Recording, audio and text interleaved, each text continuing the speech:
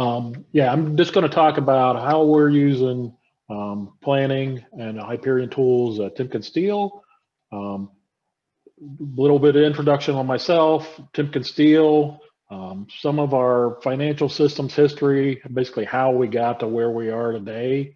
Then I'm going to go into our Hyperion application structures. It'll be a little detailed, but hopefully I'll pull out some key points that you'll find interesting and maybe useful. Touch a little bit on some of the planning migrations that we've done, some of the challenges we face with just our applications in general and the migrations. We've got an HFM migration coming up, touch on some lessons learned, and just what we're going to do next before we get into a question and answer period. So I've got a couple dozen slides in 45 minutes, so hopefully I'll touch on everything in enough detail for you. I've been at Timken and TimkenSteel for 36 years. I'm not an accountant, as some of you finance Hyperion professionals are. I'm a metallurgical engineer, Lean Six Sigma black belt, and I've been in a variety of different roles in the manufacturing industry at TimkenSteel, on the shop floor and supply chain engineering, business development, several different systems projects, including order management and things along that line, commercial decision support and manufacturing strategy. So I've been on the sales side, the manufacturing side, and the finance side. So I'm currently in the finance systems role, and I've been working with Hyperion for about 10 years. So let's do an introduction of TimkenSteel. TimkenSteel is an electric furnace, some people call them mini mills, that makes long product bars and tubes and value-added products, machine components. And it's got a fairly complex manufacturing process. My flow chart along the top here kind of just depicts the colors that the steel would go through during the manufacturing process. So we start with scrap and alloy, load it into electric arc furnace and melt it. So the bright yellow is 2,900 degrees Fahrenheit. We degas and cast the steel into solid blooms or ingots, run it through forging and rolling mills to make long bars. Some of our products get pierced into seamless mechanical tubing. So we punch a hole in that bar. We run it through various heat treat processes depending on what the customer property requirements are, and then various inspection and finishing processes for the surface and internal inspection. So that's our manufacturing process. Takes a few weeks start to finish, but some pieces can happen in a few days. From scrap to solid bar is under a week if that's all we need to do to the process. The applications for TimkenSteel, there's several mobile applications in the engine, like crankshafts, transmission and driveline, particularly gears, some bearing hubs, shafts, things that you would find hard steel parts in that are going to outlast the life of your car, at least in Ohio where we've got salt on the roads. A lot of different industrial applications, mining, general industrial stuff, military and defense, rail, bearings, a lot of different industrial applications for our end steel product bars and tubes. And then there's some energy applications too, drilling for oil and gas.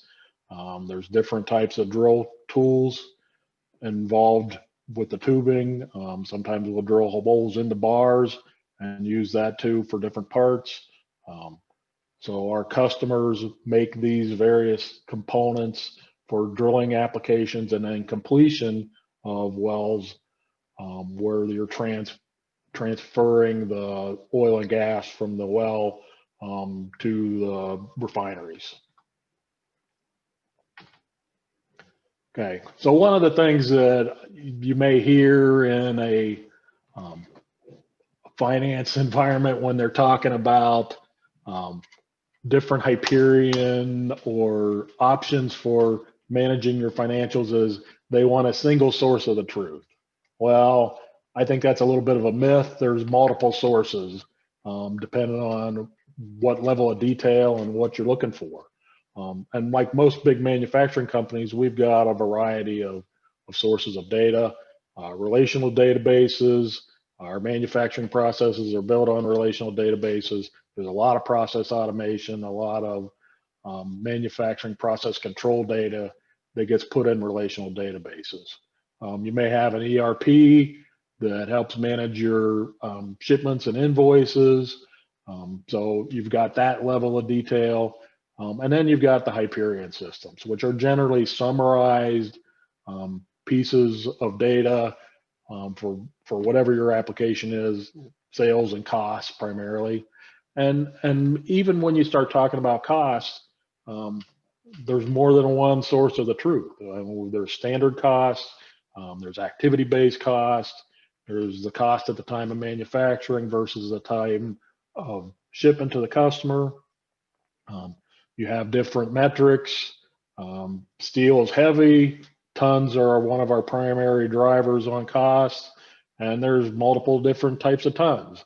A short ton or just a US ton, 2,000 pounds, a long ton, which is what they use to weigh scrap and alloy, is a little heavier, 2240, and then metric tons. So when somebody asks you what our cost per ton is, it depends on who's asking. One of the things I discovered when I went from manufacturing and the commercial side to finance is there's differences in just the way you present this information too. The finance team tends to put their months and years in the columns of your spreadsheets, and the engineers put dates and times in the rows. The engineers' dates and times for manufacturing processes are continuous, so you don't have discrete months. So there's differences and multiple sources of truth. So that kind of leads into why we've what I'm going to talk about in the rest of the presentation. So some key points I'm going to cover. We have separate named applications. We don't have a single source of the truth. Separate applications gives us a chance to customize each one based on the business process that it's doing. We can change security, ownership, who the business process owner is for that application. Allows you to simplify administration. You don't have to have the metadata match in every one of these applications. We do use attribute dimensions, so I'll touch on that on a couple of our applications. You have to maintain these applications. We can get too many rows or columns, and you might get a smart view error that says your application is too big. And then I'll talk on change management and what we do to kind of maintain these applications.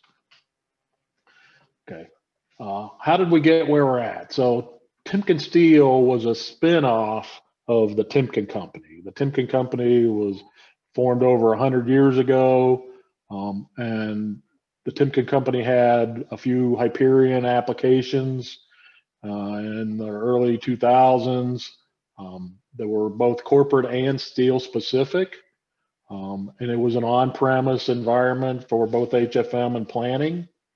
The spinoff happened in 2014, and we had to stand up HFM and our planning applications in our own server environment in 2014, and that was a pretty quick turnaround from when the spinoff was announced to when we had to go live. I believe it was 8 months maybe to stand up all these applications.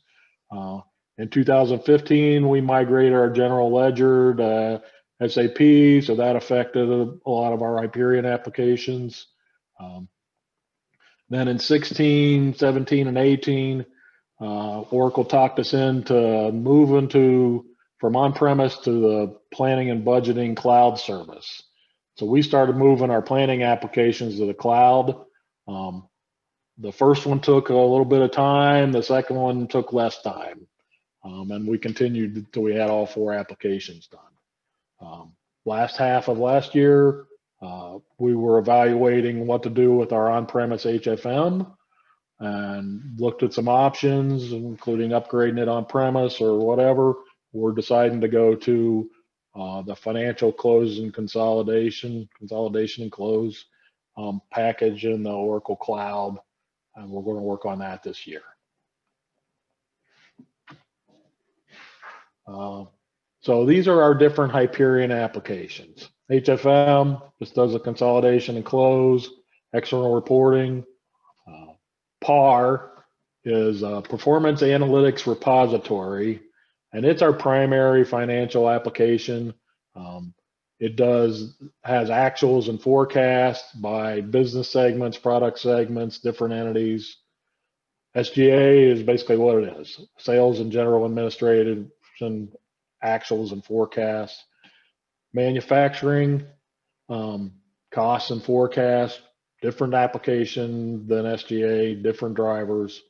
And then Iron, which is the application that I got involved with when I started on the Hyperion side, does our customer and product specific sales forecast. So this is a kind of an overview, simplified overview of our forecast process. We have the Hyperion planning applications in the blue box, HFM kind of in the middle. I'm going to say it starts with kind of a sales forecast and commodity forecast. So scrap and alloys are one of our key commodities, drives a lot of our costs, our customer sales. We put that in every month in a fair amount of detail, and that sales forecast drives our operating plan. How much we're going to run the plants, what our production is going to be in various operations within the plants. So the operating plan gets fed into our manufacturing cost forecast system. Those costs get fed into PAR, which is our financial forecast system. In addition, we've got our SGA forecast coming in with salaries and benefits. So that piece of the financial cost is loaded into PAR. And then our actuals come in primarily from SAP through HFM into both manufacturing, SGA, and PAR, in addition to HFM. And we spit out a financial forecast from this main planning and budgeting application. Timelines on our forecast. We do annual business planning primarily, kind of played around with rolling forecasts, but we're still in an annual mode, just completing our 2021 annual plan. We do quarterly guidance. We're a publicly traded company, so we have quarterly earnings calls and issue guidance. These are official forecasts, but we also do unofficial forecasts virtually every month. We do a sales forecast every month. We update most of the inputs for our financial forecast every month. We just don't always call it official. Within the sales forecast, we kind of split the month in different pieces. So we have our field sales people working in the first half of the month. So they do their customer specific sales forecast. And then it's reviewed by the management team, the supply chain team. We look at our current order book and make any kind of fine-tune adjustments for the next month. There's weekly SIOPs, sales, inventory, and operations planning meetings that kind of help determine the manufacturing schedules. And then once the sales forecast is finalized at the end of the month, then we start the financial forecast for manufacturing and the financial. So that kind of happens the first few weeks of the month. At that point, the sales forecast team moves on to the next forecast version. So we have multiple scenarios for all of these applications. So these kind of get into a fair amount of detail. So I've got the dimensions that we have in each of our applications listed here. The typical period, year, scenario, currency exists in all of our applications, but we don't have the same data in every application. They weren't all created at the same time, so they don't all have the same history. HFM, typical accounts that you would see out of the box for a financial management system. It delivers our global financial consolidation and reporting. We have a few foreign entities, intercompany trading partners. We're a SOX, this is a SOX compliant application, so it's got increased auditing on it over our planning applications, but we don't use HFM for forecasting. I believe some companies do have a forecast in HFM, but we keep that in our planning system.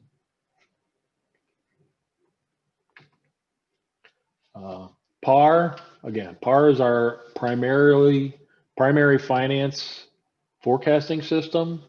Our financial planning analysis group works on this pretty much 3 weeks every month, putting data into PAR, running consolidations, running allocations on different costs, and a lot of different factors to maintain the accounts. And you can see we have a couple thousand different accounts, balance sheet accounts, cash flow accounts, income statement accounts, and statistical accounts that are just basically the drivers of some of the costs in here. So there are a lot of accounts in this application. It breaks it down into a few business units and entity levels, some export, import, country data, and very high level product data. So you might notice in one of our other applications, this one only has 23 products. We have a lot more products in some of our other applications. This one has a fair amount of data forms and rules, so it is fairly logic intensive. So there's scripts that help do these calculations, move data from scenario to scenario and things like that. SGA, this is probably the least complex application that we have. It's basically just to forecast all our selling and administrative costs. The account dimension are cost elements, which are different types of spend, labor, benefits, things like that. So that's broken down into expense endings, if you will, is one of the terminologies. The entities are our different S&A cost centers. So that's the organizational structure, if you will, of our company. We've got multiple roll-ups on our cost centers, so we can see it by location or business or organizational leader. So we do have some alternate hierarchies in our entity structure. We've got various attribute dimensions in SGA to describe on the entity, to kind of describe what type of entity it is. And then use that for reporting. Doesn't have a lot of data forms and has very few rules. So not a lot of logic in this application, mostly data entry, kind of pick your cost element, pick your cost center, here's your form. Everybody can use the same form. Okay. Our manufacturing application, another fairly simple structure, very similar to our S&A application with cost elements and cost centers. There's more cost elements in manufacturing than there are in S&A. We have to keep track of energy and raw materials and outside services and a lot more expense endings on the manufacturing side. There's also more cost centers. We have 3 steel manufacturing plants in Canton, Ohio. We have some value add facilities that do machining on our products. So those facilities are broken down into various levels of group. A steel making facility within one of our plants might be broken down into furnaces and refiners and casting equipment, and even those get subdivided into various pieces of capital equipment. So we're tracking costs at a fairly detailed level through our manufacturing process. Again, this has got actuals and forecast in it. There's 53 data forms in here, so it's a lot more customization than we had in our S&A application. And there's more rules too. So the complexity has increased in this application, even though it's a similar structure, and we could probably even put our S&A and manufacturing into the same application structure-wise, and maybe have one common source for that retrieval. They're different business processes on the forecast. So when we went to the cloud, we did examine whether we should combine our S&A and manufacturing applications. That was one of the reasons there was a little bit of a lull between our first and second implementation. But we decided it was best to just keep these applications separated. Okay, the final application is IRON. Okay, Income Requirements Outlook Network. So if you can always come up with a cool acronym or name for your system and then figure out what it means later. This is kind of the most complex application, the biggest application, although our financial forecast systems has fairly complicated logic. This one has a lot more detail. It doesn't have nearly as many accounts. So it's structured entirely different. All we're forecasting in this is sales. So we've got the sales quantity and the sales value, and various units of measure on those. And we subdivide our sales value into multiple buckets, base and surcharges and things like that. We've got several scenarios in here. 2 versions, so we keep a version for the field sales forecast, roll that over into the final version, and then do overrides in that. So even if we do make changes in our final version, the field sales engineer picks up where they left off. Those changes aren't really official until they put it into the field. Different entities, different business units with alternate roll-ups on our business unit, so we can group those differently. We separate internal and external shipments by division. And here's where it gets complicated. We put every one of our external customers in this sales forecast and forecast each one individually with our field sales team. We've got alternate roll-ups on our customers, user security on our customers, so the sales engineer really only sees their customer. We've got 108 different data forms. Part of that was driven by, I don't know, some of the complexities of having this specific security for each sales engineer. So each user really has their own form in this application. And that's almost the only form they have to go to. They've got one form that really tells them everything they want. And it's a fairly complex form, and I've got a sample of it in a couple of slides. We've also got a very detailed product dimension in this application. So if you look at our financial forecast application, it had 23 products. We've got 2,300 products in here. And at one point, we had over 60,000 products. We loaded every last SKU that we sold to the end customer in this application. When we migrated to the cloud, we decided to stop forecasting a lot of our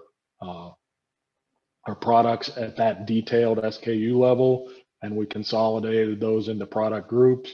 But we still have SKU levels for some of our business. One of the things that this complexity on customers and products creates is you have to update the metadata frequently. to keep our product and customer catalog up to date. And we have a lot of different rules because we've got different entities, rules for every data form, usually running on save. So there's a fair amount of logic in this application also. Okay, so with for planning applications in HFM, we've got a lot of users. It's not a huge company. It's not 20,000 people. It's 2,000 to 3,000 people. We have 130 unique users in these Hyperion applications. About a third of them are in multiple applications. So they're using PAR and HFM or PAR and Iron or whatever. So commercial operations is our sales team. So they're primarily using Iron, but they are touching, some of the management team is touching some of the other applications. Corporate administration, engineering, technology, they've got cost centers that they're controlling costs for, so they'll get into the manufacturing and SGA applications. Finance, there are users in every application. Some of the finance, most of the people in multiple applications are in finance, but not all of them. And there are some people in finance that only use one application or two applications. Manufacturing, so the leadership team on manufacturing, and then supply chain. So they have to provide inputs on all these things too. So you can see a pretty diverse user base that we have to support. All of our application administrators are in finance right now. They've been split up before, but that's where we're all at. Okay, so with 5 different applications and 2 different environments, we have a dev environment and a production environment. You might wonder how we keep all this stuff straight. Well, this is probably the most useful slide in my deck. Oracle might tell you that, yes, you can customize the appearance of your application, and you might find that setting and switch it from the default to one of these other choices, but you're not going to really know what they look like until you go through them all. And if you want a side-by-side comparison, this one kind of gives you what the different color choices are. So if you got multiple applications or multiple environments, I would at least recommend using one color for production and another one for development. Your administrators will help keep it straight. As an administrator, I might get into 3 or 4 different applications in a day. So it does help, and it kind of brightens your day a little bit.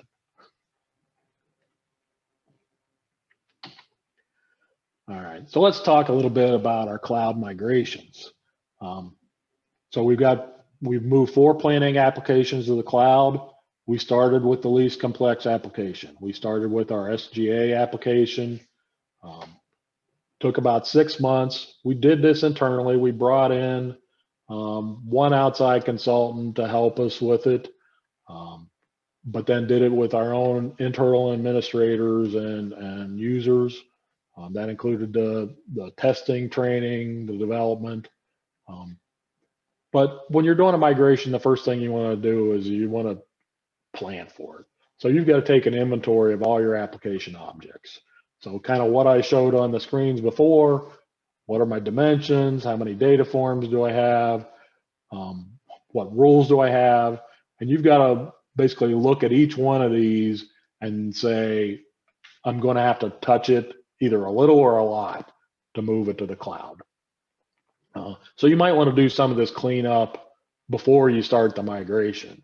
So get rid of any unused metadata, any forms that are kind of obsolete. Businesses change, and you'll always add something to your applications when those businesses change, but and not just in Hyperion, but I've just noticed that IT people don't really take away anything. You don't want to break another application by removing a data field, but occasionally it's best to clean up behind you if you're not using anything. You might want to define the security groups early in the project. Security is not the cleanest piece to migrate from on-premise to the cloud. Just like when you're moving from development to production, security doesn't always go with it. So look at your security setup. And we have a fairly sophisticated security setup on at least our sales forecast application. You want to consider this not just the data. And then just to point out that multiple applications are okay. Oracle might say, yeah, one source of the truth, put it all on one big application. You can max these applications out. Our sales forecast application got really big. We would get data retrieval errors. The cube builds run really long if your application gets too big. So don't be afraid to use multiple applications. So again, here's the timeline for that. We did our first one in about 6 months, kind of evaluated what we learned during that and decided how we wanted to proceed with the rest. So SGA, manufacturing, and PAR, they were kind of lift and shift applications. We didn't do any major redesign when we were migrating from on-premise to the cloud. Our iron application, I discussed, we had 60,000 products that we pruned down to product groups. So we did some process changes when we did the sales forecast migration. But all of these ran in under 6 months, and you can get them done faster if you want to put more people on them, but you basically just have to check off everything in your application inventory and make sure you test it and sign off on it before it's good to go. I mentioned security a little bit. We use single sign-on. So all these cloud applications are kind of a one-button login. You don't have to put your password in. We've got security for each application, different roles in the application, different security groups for members and forms and scripts. So security is a big piece of this migration. Security is on members in the dimensions. Sometimes it's just descendants of the top level, but it can be a lot more specific than that. Forms for individual entities, and we've even got forms and security by user that I mentioned on our sales forecast. One of the challenges we ran into when we migrated to the cloud was with this full customer database getting loaded to our sales forecast application. We were putting security on each customer. The mechanism we used to upload security on premise didn't work well at all in the cloud. So the same batch, same file we'd used to put security on customers in the cloud took hours and hours and never finished that upload. So we had to come up with a different mechanism to maintain that security in the cloud. And it ended up involving an alternate hierarchy on the customer dimension so that we could basically load the metadata each time and have the security built in with that. Okay, another trick that we learned, or we're required to learn. Our sales forecast team wanted to see everything on one form. If you look at a lot of financial applications, they're like, here's my current forecast. I got months across the top. I got some rows of cost centers or whatever along the side. And that's the only scenario you've got. We've got sales forecast users that want to see all their scenarios, all their customers, actuals, bookings. Bookings are basically future orders that have been entered but not produced yet. And then they use that to forecast shipments. And we have also have dollar or volumes and dollars on these forecasts. So we've got prices in here. You can put conditional formatting on the grid, do a little bit with it. This one kind of changes colors for each scenario. You can put conditional formatting on the rows in your data form. And you can put conditional formatting on the columns in your data form. or you can put conditional formatting on all three on the same data form. So this may be one of the busiest data forms you've seen. So we've got business units, divisions, customers. Each scenario is a different color. So my actuals on my volume are in green. My actuals on my prices are in pink, salmon, whatever it is.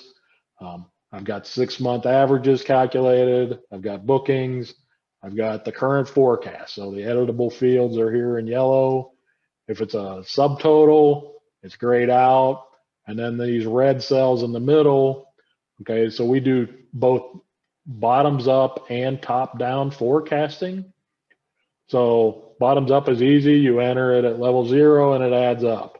Top down would say I'm going to enter a forecast at a top level, but I want to push it to a level 0 member.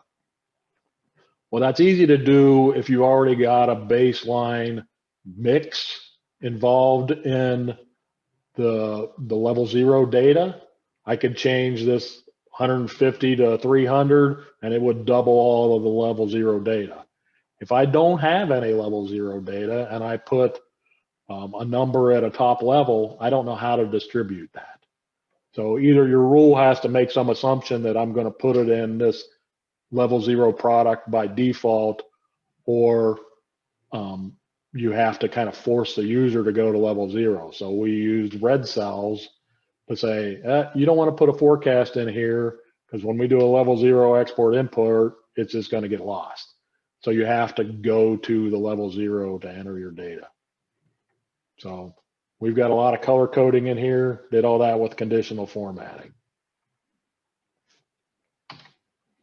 Got a lot of applications. We're doing metadata updates every week on our sales forecast application, every month on some of the other applications.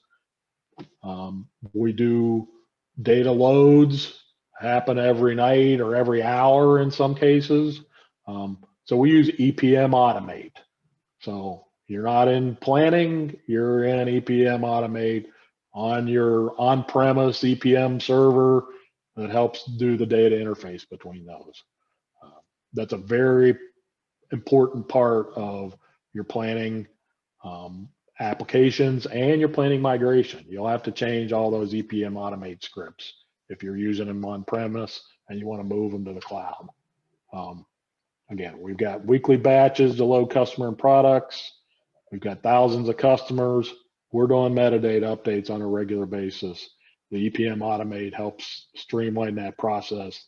So you just have to check the log files and make sure nothing failed. One of the issues we ran into with some of these metadata updates was, especially with the customer structure, the customer may move from one parent customer to another or one division or something to another. So we ended up clearing and reloading the whole customer dimension to eliminate some of the issues we were seeing if for these occasional moves that ended up duplicating data, especially if you had a member, a customer that was a level 0 member, got assigned, that was assigned to a parent, and then all of a sudden that parent customer didn't have any more subsidiaries for some reason, you can end up with some duplicate data. So we learned that over the years.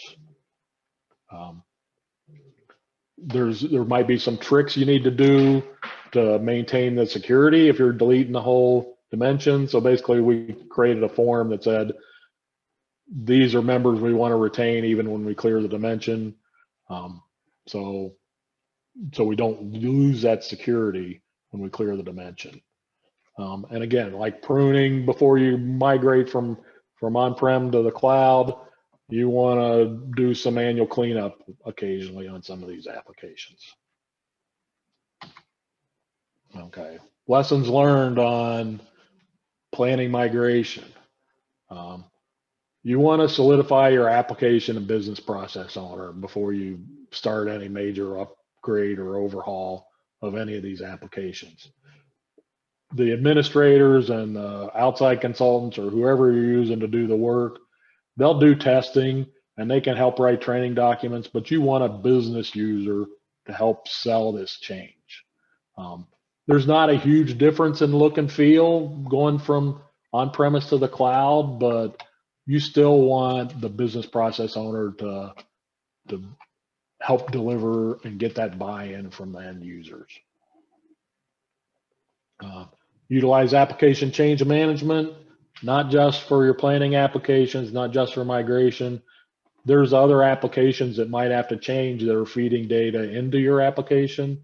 We've got a ACM system that our other IT group uses. So if they're making a change that might affect the planning application, we've got a record of that. And if it's a SOX application, you've got to have something like that. Finance terminology is not always suitable for other areas.